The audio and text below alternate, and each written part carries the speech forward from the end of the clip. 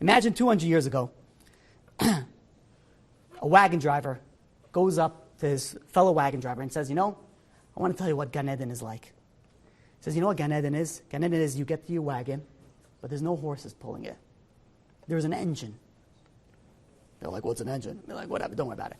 And he says, not only that, in your wagon, there is something called shocks, that you don't feel the bumps. They're like, what's shocks? Don't interrupt me. And he says, not only that, in this wagon, there's air conditioning. No questions. And not only that, you could play music in this wagon. They're like, how big is this wagon that you could put an orchestra in there? No. It goes with radio waves. Well, that's right. You don't ask any questions. Just trust me. Gan Eden, imagine that. And then imagine that you could just punch in your destination and the car drives by itself. Like, you're on drugs. Like, what are you kidding me? That's not possible. Be like, no, yeah, that's really what it's like. And then there's another guy who says, yeah, and you know how your house is?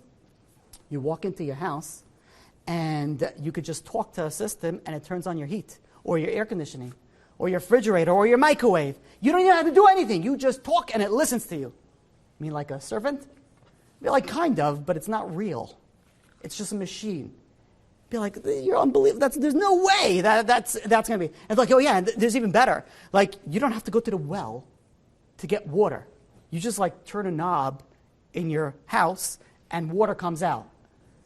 Be like, there's no way. What are you kidding me? The water's just going to fall everywhere. How is that possible? And you go and you start explaining somebody from 200 years ago how you live your life today.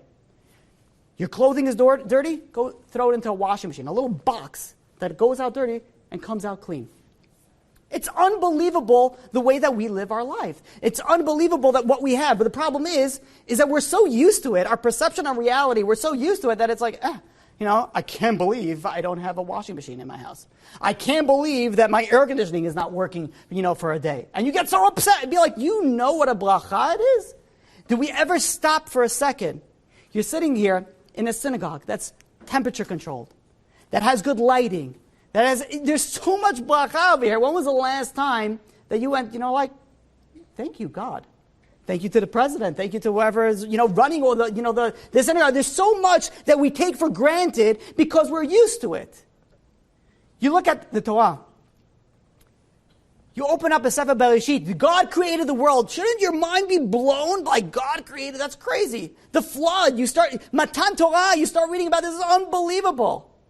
But yet, we go through all the holidays, Pesach, Purim, all the crazy stories that happen to the Jewish people. And we're like, we sing it, and we go through it, and then, we move on with life. Do we ever stop for a second and realize, look how amazing our lives are.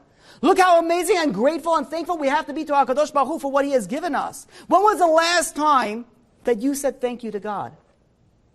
When was the last time that you had that relationship?